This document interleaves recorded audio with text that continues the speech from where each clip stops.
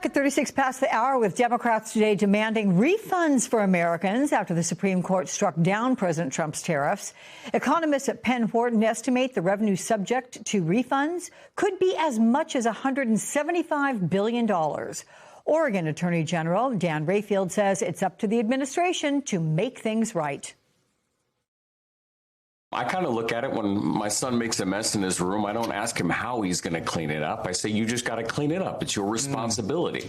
The federal government did this. They did it when they knew they were going to lose. Their lawyers probably told them this was unconstitutional. They had two lower court rulings telling them, hey, this is unconstitutional. And they plowed ahead anyway. It is their responsibility to figure it out. Joining me now, we have here on set with me Michael Hardaway, former communications director to Congressman Hakeem Jeffries. And I also want to bring in former Republican congressman from Pennsylvania, Charlie Dent. Welcome to you both. I don't know, this seems like a lot bigger than someone's bedroom. It's like a whole house worth of a mess. But, Michael, what do you make of both the ruling and then Trump's reaction to it? Because he does not seem to feel any sort of need to abide. Always said that this was illegal. Congress has the authority per the Constitution to put forth tariffs. The president does not. And so they should have been prepared for this ruling and had some sort of mechanism to refund this. If you break this down, the average American $5 out of this if you refunded that money. It should happen. We'll say one thing as well. Congress should give the president what's called trade promotion authority. They have not. That is lapsed as of 2021. And so once that happens, the president can negotiate comprehensive trade deals with countries. He doesn't currently have that authority, and that's something Congress has to do. So, Charlie, this tariff decision, it has gotten to Trump in a way few other things have. You have a Wall Street Journal op-ed calling his ranting news conference after the decision came down, quote, arguably the worst moment of his presidency. What did you think of Trump yesterday? Well, yeah, he came off as unhinged. I mean, it was clear that the Supreme Court nailed this decision. They got it absolutely right. You know, as Michael said, this is a clear Article I power of the purse authority. Congress has the power to tax. The president can't do it. And he lost, and he reacted badly. I don't think anybody should be surprised by that.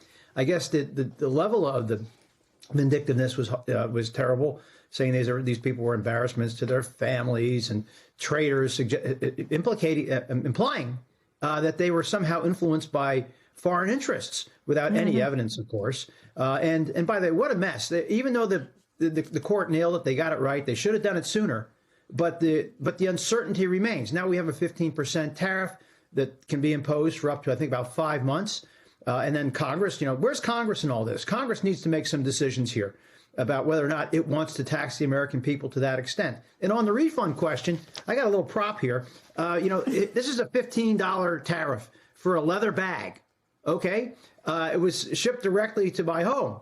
And I'm just saying, I'm not going to pay the tax because the court told me it's illegal. Maybe I'll send it to Secretary Bessent and tell him to send it to the Indian government and let them pay because we were told these tariffs are going to be paid by the countries where the exporting occurred. So none of this is crazy. But imagine this, multiply this out many times.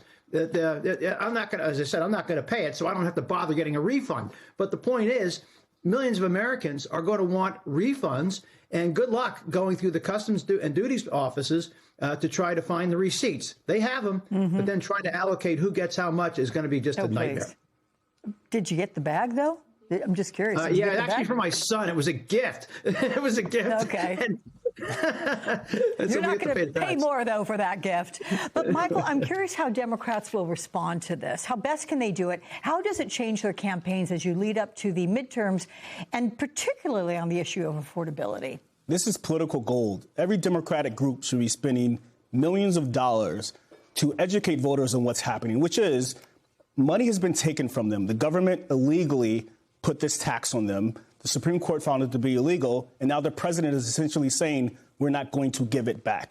Meanwhile, 72% of independents oppose Donald Trump's tariff war, right? You've got the majority of Americans, 2/3, who also oppose it. And so for Democrats, this is gold as we look toward the midterm elections. Democrats have to do something in terms of educating voters about what's currently happening. There's so much happening in the world right now, but Democrats have to drill down on this and help people understand that this is their money. Donald Trump is taking it from them. You think it's a winning issue for Democrats? I do. So, Charlie, what impact does this have on the State of the Union, do you think, on Tuesday? Because as Politico put it, this comes amid, to his point, a torrent of negative news. Does he need to put on a more disciplined front, certainly than what was on display at the White House yesterday? Can he stick to the script? Well, good luck with that. He's never been very particularly good at staying on message. I think we're all going to buy popcorn and watch because we're all anxious to see how many of the Supreme Court justices actually attend and to see then if the president engages in any further ad hominem attacks on those who just voted against him. So I think right now, State of the Union, this could be a free for all. I can't imagine this is going to go particularly well. I suspect his staff is hoping and praying that he stays on script, but I'm sure he's going to come in loaded for bear because of this and this decision just yesterday and others that are going to implicate his administration and not in good ways. And Michael, Virginia Governor Abigail Spanberger, she has been tapped to give the Democrats' response after the State of the Union. What do you make of her selection there? And what does it say about putting her in this prominent role in the big picture of how Democrats are looking to someone like her to do it? She's a star. In so many ways, she represents the party, but also all of America in terms of she's a working class person. Her political beliefs are somewhere in the middle. And she's very level-headed in terms of national security issues and taxes and all these very important things. I think that, Leader Jeffries and she have always had a very good relationship. And I think that this is representative of what Democrats want people to think of when they think of the party, which is someone like her. Mm-hmm. I think she represents a large swath of America.